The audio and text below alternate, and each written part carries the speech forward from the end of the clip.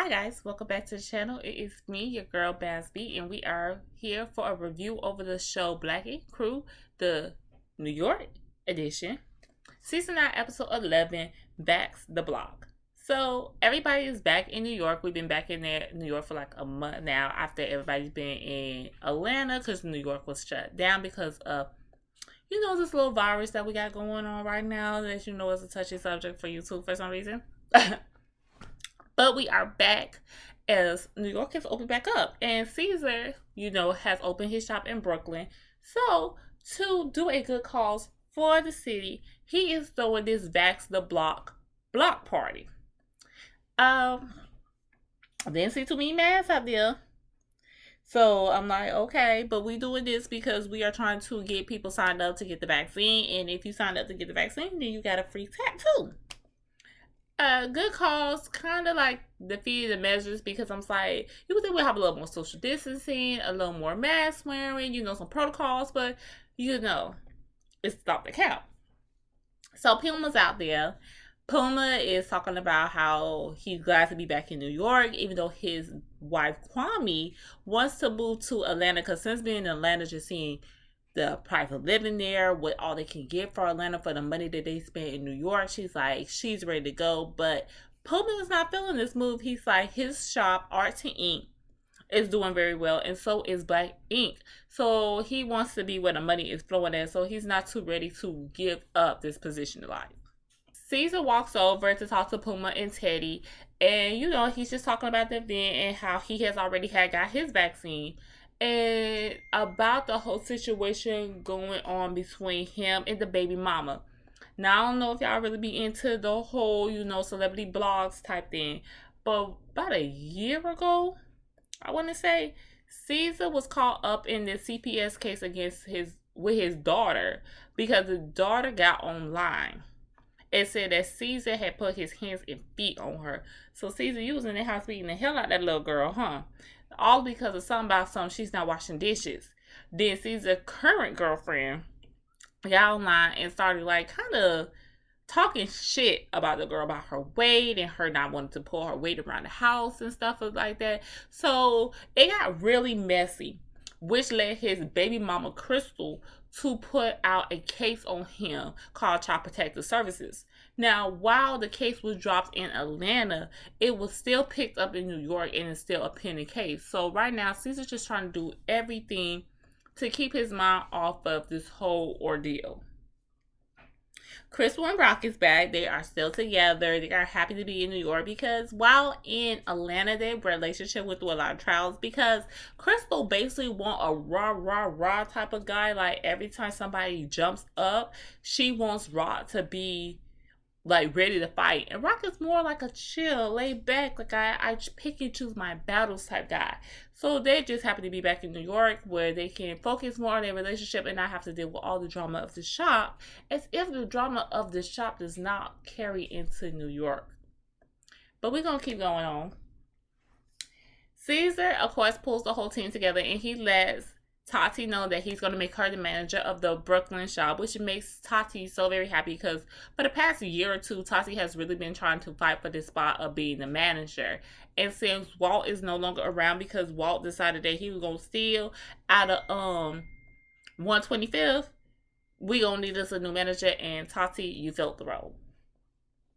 Then we have Alex. Alex is still around, which I was happy because I was a little confused if he was going to be there because, like everybody else was wondering, hey, Alex, are you okay? What's up with you and Donna? Alex basically twists this whole domestic violence thing that happened last season where everybody thought that Donna big ass was beating on Alex little ass. And Alex let him know, no, it wasn't that. She was just really getting on my nerves and I was being really dramatic. And, oh yeah, that cut on my lip, that wasn't from her. She didn't do that. I did that when I was shaving. So, of course, this team and the producers is really looking at Alex like, you sound like a domestic violence victim. Like, you blaming yourself. You putting she's going through a lot. Just really defending Donna. And I'm like, Alex, if you are in trouble, blink twice. And if this really did not happen, Alex, you should really be ashamed of yourself because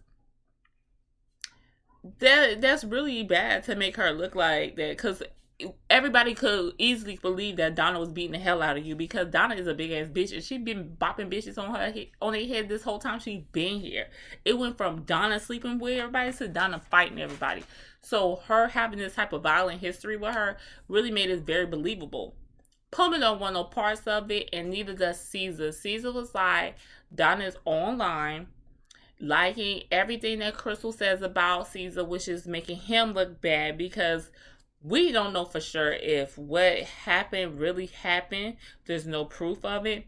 I don't even know if we even have like pictures of bruises on this little girl, but that's something he's dealing with that Donna finds amusing. Then the whole thing with the Asian hate that was going on and the 8 Asians who got killed in that salon, and she putting up that very derogatory message on Twitter, pissing Bay off. Like, nobody wants her around at this point because she's a bad look for the shop. Like, listen, we do a lot of fighting in here and we do a lot of cutting up, but what we don't do is mess with domestic violence, and we damn sure don't talk about like minorities in a bad way. Like, we're not doing that. That's bad for the business. So at this point, she's not allowed back at the shop. Alex, of course, tries to defend Donna, but he do understand where everybody is coming from and just be like, okay, cool. She can't come back to the shop. That's fine. I still have my job. I will be here. So after Alex leaves the event, he calls Donna. And Donna, asking all the formality, how everybody doing, blah, blah, blah. And Alex basically drops the bomb on her that nobody wants you around and that you're not allowed back at the shop. Which breaks Donna's feelings because Donna feels like she thought they were all a family and she felt like she's being pushed out and she always been pushed out of the group, and this is just another way for them to basically let her go. And she's like, it's not a family. Y'all never treated me like that, and if y'all don't want me around, that's fine. I won't be around. Tati is back home and she's having empty nest syndrome. She bought this house last year or right before the pandemic really hit. And she filled it up with her family and her cousins who she basically was fostering at this point in time. But they were grown. So I don't really know what you call it. But she brought them all in because they didn't have any parents. So she brought them in to live with her. Now she's having empty nest syndrome because everybody's going. Even before she even got back to New York, 2 of them had already left and now the rest of them is gone. But what we don't know about Tati is during some off filming that happened, Tati's house got not broken into, but busted into by the police. And the police arrested her out of her house. And apparently she's being charged with drug trafficking because her P.O. box was linked to this drug deal with 3 kilos of like cocaine coming from Puerto Rico, and it was supposed to be shipped to her P.O. box. So she's wrapped up in that mess. And I'm like, Tati, girl, what you got going on? Because just like last season, I want to say, or the season before that, Tati was already in trouble for some type of drug mess a couple of years ago. So Tati, you need to chill. I don't know who you hanging out with, who your boyfriend is, but girl, jail don't look good. And you in New York, so that means you going to Rikers, and I heard that shit is bad up in there. I don't seen a lot of documentaries. So next up, Ceasar going to his lawyer because he is sick of Crystal's shit. Crystal is going online every chance that she gets, slandering his name, and he has sent her a cease and desist letter. But Crystal must wasn't paying that shit no attention because she read the jump on IG Live, and then you filed a police report against Ceasar and put it on the internet with his address on it, his home address. So he's saying like, hey, I don't even feel safe going to my house because people calling me a child abuser, and they saying really bad things about me, and you put my address out there. Like, I don't want to go back to that house because I don't know what's going on. And I don't blame you, Ceasar, because people are crazy in this world. And Crystal, you know better than that. Like, despite what's going on, that took that a little too far. So now Ceasar is going to sue her for everything. And the lawyer saying, this is the best step for you since she won't do what you say nicely.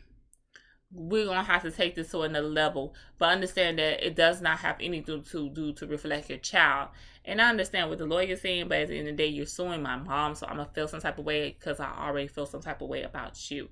And of course, Caesar has not spoken to the child. He cannot have any contact with this child at this point in time, so it's really not gonna look good in the child eye right now, anyway. So we start seeing Spider. Spider's back for another season. This is the second season on the show. He moved to Jersey since he was unable to move his family down to Atlanta. He had asked Caesar could he move to Atlanta and work out of the Atlanta shop. And Caesar said either you come back to Brooklyn or you don't have a job at all. And Spider was just like, you know what, let me just take my happy ass back to damn New York because I need my money. His wife starts talking about this appointment that she set up for him, and Spider is not very happy about this appointment because he's scared of what the results could be. Apparently, Spider is having like this electric shock going through his face and his mouth, which I can only imagine like that has to be very painful.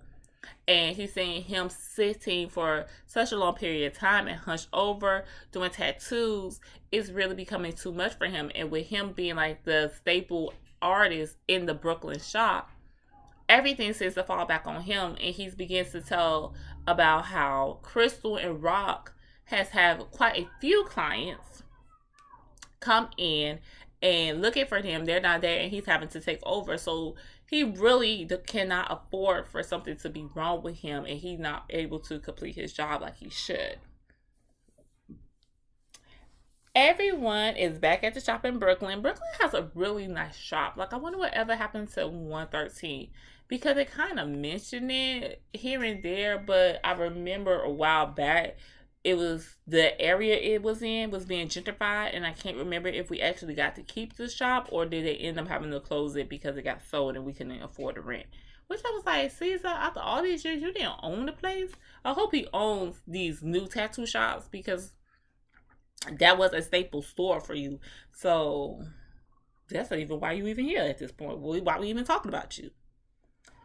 In the shop, Donna calls Alex. And she wants to speak to Bay.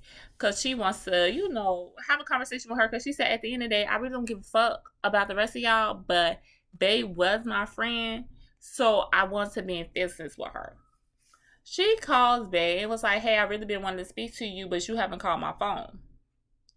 So Bay was like, okay, well, you got my number. If you know what you did and you know I'm mad at you, you could call me and let me know what's up. Not the other way around. Yeah, Donna, I'm not calling you to check you. You called me. You understand that you pissed me off and I told you what you did that pissed me off. And you decided not to reach out to me. Understand. Totally with Bay. So Donna was like, okay, well, do you mind if we meet up at a later date and get everything settled? And Bae was fine with that. Rock and Crystal come in. Apparently, while y'all are supposed to be hired at the Brooklyn shop, for some reason y'all been hanging out at 125th tattooing people because y'all feel like that feels more like 113 and it feels more home to y'all. And I'm looking like, how y'all just gonna decide what the hell y'all want to work at today? That's not how that works. And if you on the schedule for over here, how you just gonna take your little happy ass over there? But okay, so at this point, Puma's like, listen, we're gonna have to split you two up. Since y'all done been together, y'all haven't been performing like y'all supposed to. Your work ethic is bad. You're not showing up to work like you're supposed to. So one of y'all gonna have to stay here and one is gonna go to 125th. Of course, they feelings already a little hurt with that, but Spider put the icing on the cake when he pops up and was like, oh yeah, I know this will really have nothing to do with me, but I had to take a few of y'all clients because y'all was not here and you were scheduled for appointments over here. Crystal tried to say it was like one or two clients, and Rock was like, yeah, you didn't have all my clients. It's maybe a few of them. 1, 2 is too fucking many. If you have appointments over here scheduled and you're supposed to be working out of this shop, then you need to be over here.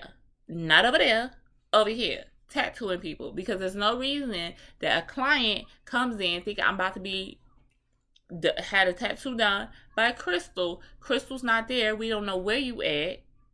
And now I'm having to be tattooed by another artist, which I don't know if their style of work is even what I want at the given time. So either I'm gonna take a tattoo that I might not want, or I'm gonna walk out, which makes the business lose money. So y'all was wrong for that. I don't care. And Spider, yeah, he was doing a little too much because then, Spider on this rah rah rah, which way Crystal be on the rah rah rah. So now Rock got to get up and be on the rah rah rah because he's like, can't nobody keep pumpkin me in front of my girl because we already know how Crystal don't like that. She don't want no punk ass. So he got to stand up and go up against Spider. And I'm looking like, Rock, understand that you want to, go ahead and save face with your girl, but Spider a big dude. So let's start small. Let's start with Alex first, then work our way up. So everybody started going their separate ways because they all fussing. And Ceasar walked up on Rock and Crystal outside fussing. He was like, listen, this is a new shop. We in a better neighborhood. Like, we can't be doing all this in here. So he goes over and talks to Spider. Spider basically lets him know what the hell was going on. And Tati was like, I understand what you're saying, but you were a little too hype and aggressive. Like, you knocked me over, you knocked Bay over trying to get to them. Like, you doing a bit too much. Ceasar gets the group back together and he just explains to them, like, either y'all could be cordial with each other and work with each other, or y'all can't work in my shops at all. And that means this shop or 125th. That's when Crystal just busts out crying, like, you don't understand what we're going through. I don't get it. Y'all don't understand, da da da, and walks out. And so everybody looking like, well, what the hell just happened? So this puts Spider on. Crystal is pulling a Karen move. I know that I'm not really right in the situation, but to keep the heat off of me, I'm going to just start pulling out the tears. So Spider starts marking her, like, oh, there we go. Now she's going to say I did it. And so this pisses Rock off, which makes him start wanting to pop off on Spider. Spider getting buck, talking about some, come on then, come on. So they all just have to separate them out the way. You go your separate way, you go your separate way. Today is in the day for y'all. And Ceasar just feel like it's something else going on with Spider because Spider is being a little too aggressive, and it has to be more than this whole little Crystal thing. And Crystal just feel like Spider has old harboring beef with her because of what happened last season, with her correcting him about him basically trying to tell her that she's not a seasoned tattoo artist when she's been doing it for 10 years. And let's not forget, Crystal won the little tattoo off thing between all of them in the shop. So girl know what she's doing, and her tattoos are pretty. Ceasar sits Tati down with him and Puma and Teddy and lets her give her the walking orders, like, hey, we're going to keep this one over here. We're going to send the other one over to 125th, and that's just how we're going to do it. And Tati is very happy to finally be in this circle because that's what she wants to be all this time. But she's afraid that Ceasar is going to find out about her court case, and she's going to lose everything that she worked for. Because even though it's public record, the blogs have not picked up on what's going on. So she just want to keep it that way for right now until she can think of a good way to tell him, like, hey, I might be going to jail. While they're all sitting there, Ceasar gets a call, I'm a guess, from his lawyer telling him to check the tabloids. And on the tabloids, it shows that Ceasar is suing Crystal. So this kind of pisses off Teddy, which not really kind of pisses him off. And Puma brings up the fact of, like, how is this going to affect your daughter? And Ceasar was like, listen, I'm going to have to cross that road when I cross it. Like, she's going to have to understand, like, one day when she grow up, she'll all understand all this. But I'm like, Ceasar, your daughter is like a teenager. Like, she got to be almost about to graduate high school at this point. At least I would think. I feel like she should be. So I feel like at this point in time, her mind is already kind of made up. But maybe when she gets into her 20s, she'll look back on all this and be like, okay, maybe it wasn't as deep as shouldn't have went this damn far. But he's like, I can't keep letting this girl talk bad on me like that. And I can understand that, especially if if those allegations are false, like if you really didn't beat on your daughter and you didn't do all the stuff that Crystal is putting out that you did, it do make you look bad. So I can understand you like, no, I can't keep doing this.